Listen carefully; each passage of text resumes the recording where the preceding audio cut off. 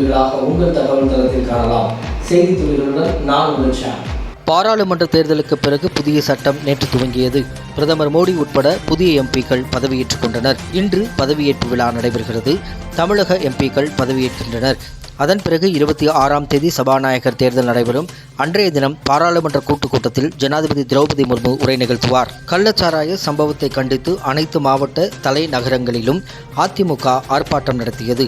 கள்ளக்குறிச்சியில் நடந்த போராட்டத்தில் எடப்பாடி பழனிசாமி கலந்து கொண்டார். ஜூலை 15ஆம் தேதி அனைத்து பள்ளிகளிலும் காமராசர் பிறந்தநாள் விழா கொண்டாடப்படும் என தமிழக பள்ளிக்கல்வித்துறை அதிகாரிகள் தகவல் தெரிவித்துள்ளனர். ஏப்ரல் மற்றும் மே மாதங்களில் இயக்கப்பட்ட வந்தே பாரத் ரயில்களுக்கு நல்ல வரவேற்பு கிடைத்தது.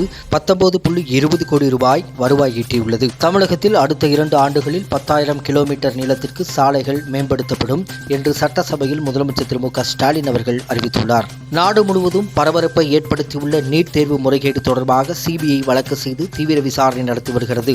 முறைகேட்டில் ஈடுபட்ட 110 மாணவர்களை தகுதி நீக்கம் செய்து தேசிய தேர்வு முகமை அதிரடி நடவடிக்கை எடுத்துள்ளது. இந்தியன் வங்கி சார்பில் சிறு குறு நடுத்தர தொழில் முனைவோர்களுக்கு ரூபாய் 26.5 கோடி கடன் ஆணைகளை வங்கியின் தலைமை செயல் அதிகாரி SL ஜெயின் வழங்கினார். இதுவரை நீங்கள் பார்த்துக் கொண்டிருந்தது உங்கள் தகவல் தளத்தில் இன்றைய செய்தி துளிகள். மீண்டும் மற்றொரு செய்தி துளிகளுடன் உங்களை சந்திக்கும் வரை உங்களிடமிருந்து விடைபெறுவது நான் உங்கள் ஷாம். நன்றி, வணக்கம்.